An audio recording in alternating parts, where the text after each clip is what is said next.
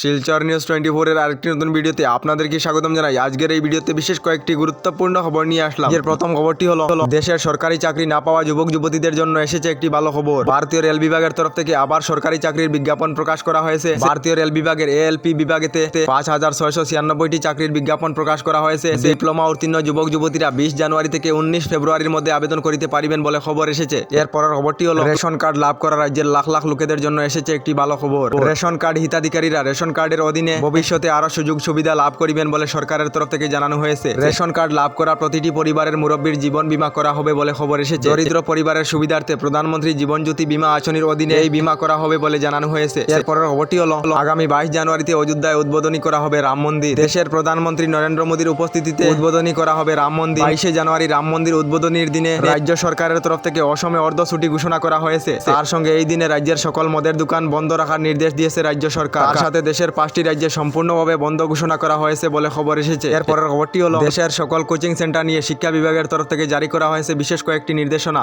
যা ঠিকভাবে পালন না করিলে ১ লাখ টাকা জরিমানা অথবা সেই কোচিং সেন্টারের লাইসেন্স ক্যান্সেল করে দেওয়া হবে বলে জানানো হয়েছে। দেশের শিক্ষা বিভাগের নির্দেশ অনুযায়ী এবার থেকে ১৬ বছরের কম বয়সী শিক্ষার্থীরা পড়াতে পারিবে না ছাত্রছাত্রীদেরকে। তার সঙ্গে এবার থেকে কোনো কোচিং সেন্টার কোনো ধরনের বিজ্ঞাপন লাগাতে পারিবে না। তার সঙ্গে এবার থেকে সকল কোচিং সেন্টারে নিজস্ব ওয়েবসাইট থাকিতে হবে বলে শিক্ষা বিভাগের তরফ থেকে নির্দেশ জারি করা হয়েছে। এরপরের খবরটি হলো প্রধানমন্ত্রী আবাস যোজনার গড় লাভ না করা লোকেদের জন্য এসেছে একটি ভালো খবর। সরকারি গড় লাভ না করা লোকেদের জন্য রাজ্য সরকারের তরফ থেকে জানানো হয়েছে খুবই শীঘ্রই সরকারি গড় না পাওয়া লোকেদেরকে মুখ্যমন্ত্রী আবাস যোজনার অধীনে সরকারি গড় দেওয়া হবে বলে খবর এসেছে। এরপরের খবরটি হলো জিনিসের মূল্য বৃদ্ধি থেকে জনসাধারণকে রেহাই দিতে আগামী ফেব্রুয়ারি মাস থেকে কেন্দ্রীয় সরকার থেকে পেট্রোল ডিজেলের মূল্য ১০ টাকা পর্যন্ত কমিয়ে দেওয়া হবে বলে জানানো হয়েছে। এই পেট্রোল ডিজেলের মূল্য কম করার কারণ হলো বর্তমানে দেশেতে কাঁচা তেলের মূল্য ১৫% কমে গিয়েছে। তার সঙ্গে সামনের লোকসভা নির্বাচন আসিতেছে, যার জন্য পেট্রোল ডিজেলের মূল্য কমানোর সিদ্ধান্ত নিয়েছে কেন্দ্রীয় সরকার। এরপরের খবরটি হলো চুরি করার সময় ধরা পড়ে গিয়েছে মহিলা সংসদ। চুরি কাণ্ডে হাতে নাতে ধরা পড়ল মহিলা সংসদ। শপিং মহলেতে গিয়ে সামান্য বস্তু চুরি করার সময়ে সিসিটিভিতে ধরা পড়ল মহিলা সংসদ। মহিলা সংসদের এই চুরিকাণ্ড নিয়ে সোশ্যাল মিডিয়ায় তুলপাড় দেখা দিয়েছে।